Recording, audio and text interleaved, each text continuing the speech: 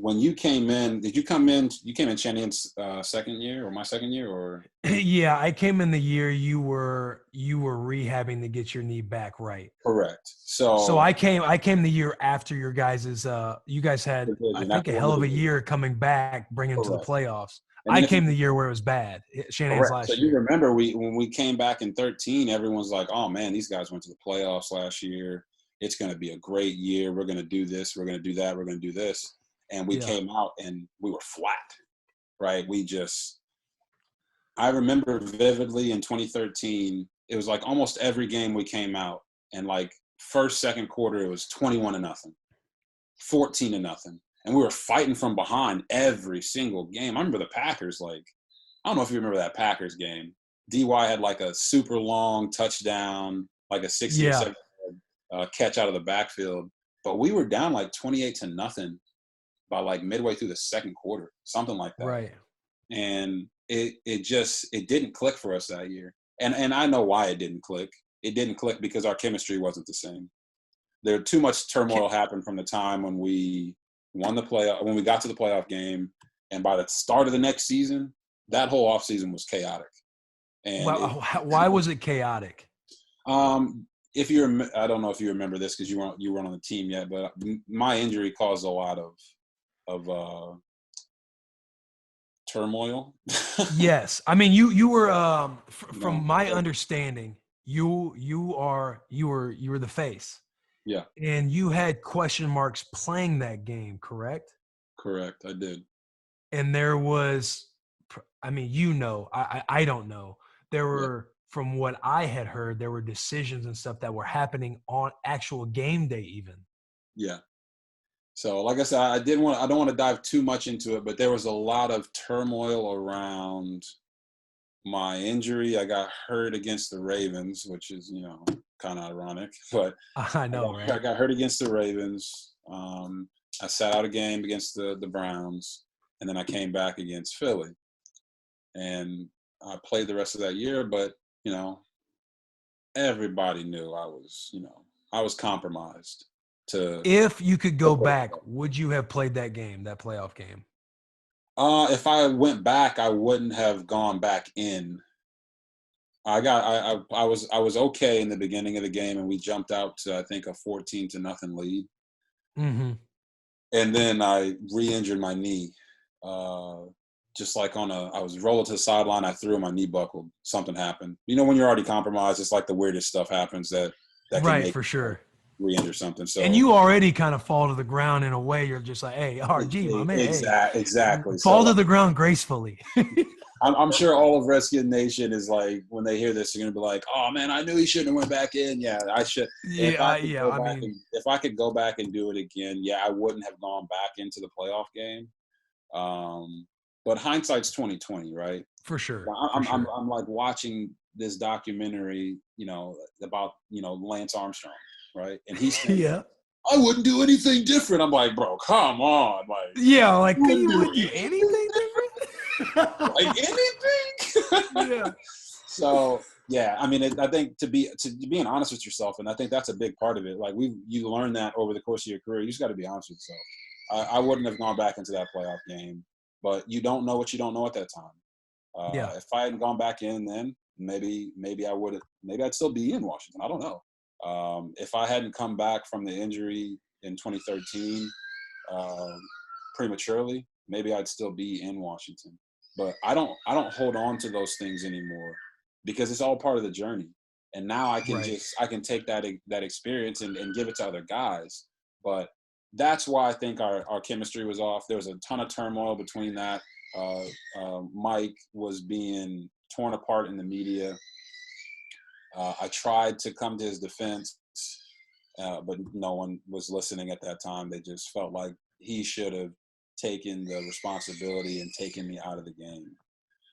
And as you know, it's not like that team was like the most organized team of all Yeah. time. I try to say that with the utmost We respect. You know what I'm saying? Like, I'm not out here to try to tear anybody down or tear any other organizations down. I'm just trying to do the best I can do right for now for the sure. Baltimore Ravens. So that turmoil affected our whole locker room.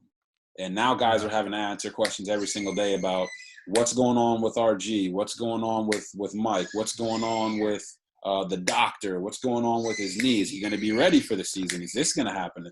What if he gets hurt next year? Are you going to pull him out of the game? And it was just like, it was I know. chaos from that standpoint of it, to where you didn't know what the right answer was.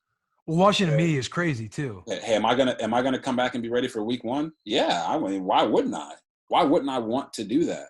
And then it just became this whole thing of, well, why would he come back for week 1? And why would he do this? And why would he do that? And I think that really affected our team. You know, it became, for lack of a better explanation, it became all about me. And I think that really affected the locker room to the standpoint of, you know, what the hell is going on. So For sure. I learned that. And don't get me wrong, I made mistakes in my time in Washington, you know, going back into that playoff game and fighting to play so hard was one of them. Did you was it like the competitive pride to want to go back in and play? Without a doubt, you know. Yeah, that's what I'm saying. I'm sitting here, it's like, yeah, I know. Who was in front of you, right? It didn't matter. It could be London Fletcher. You'd be like, I'm the best linebacker. They need me. Yeah. That's just our nature, right? Our nature is to want to play. So when you get hurt, you know, some of us like to think of ourselves as gladiators, as superheroes. You have one or two responses. The one response is, all right, I'm done. I'm not going to play anymore. And you know, for myself, I think that's the selfish response. The other response is, I got to be out there with my brothers. I have to put it all on the line. And I don't think that's a selfish response. It is up to other people to try to pull you out of that, but you should always want to play, right? I think that's in our DNA. You always want to play. Your leg could be falling off and you're like, tape it up, I can go. Yeah. And if you can't, you know, it's their job to tell you, nah, sit out. You're not going to do that right now. So I think that really affected our team in 13. And then obviously 14, we got a new coach. And like I said, all that stuff I'll definitely write about someday. No doubt. The new book. But yeah, shout out the new book, RG, baby. But coming out with one. I'll write about that stuff another day. But I think it was just it was tough to go from. Yeah, I mean, I think anybody would say it was tough to go from being the face of that franchise, face of the league, to by a little. I mean, 3 years later, 2015, I didn't play a snap. Right. You remember? I was, you know, I was playing scout team safety. I know, dude. So I know. It was like, you go from that to that, and you're like, okay, how did this happen? You go from helping a team win the division for the first time in 12 years. I think 1999 was the last time they won the division. And you go to the playoffs for the first time in a while. And then 3 years later, you're like, damn, they didn't even give me time to develop or time to overcome these injuries. Because that was a big part of it for me too, was the injuries. I tore my ACL, I broke my ankle. And then there was the phantom made up concussion in 2015 in the preseason. But let me not go there. It's just that was part of the story. 100% it was part of the story. And I just look at it, I'm like, man, like Matthew Stafford got hurt his first 2-3 years in the league, and they stuck with him and gave him an opportunity. I didn't get that luxury. And in 2017, I let that go. That's why I can talk about it freely now. There's no animosity. It's like, This is what happened, and now I'm moving forward. So what I'm praying for is that I get a chance to play for the next 10 years, because quarterbacks, we can play for dang near forever. So I'm 30.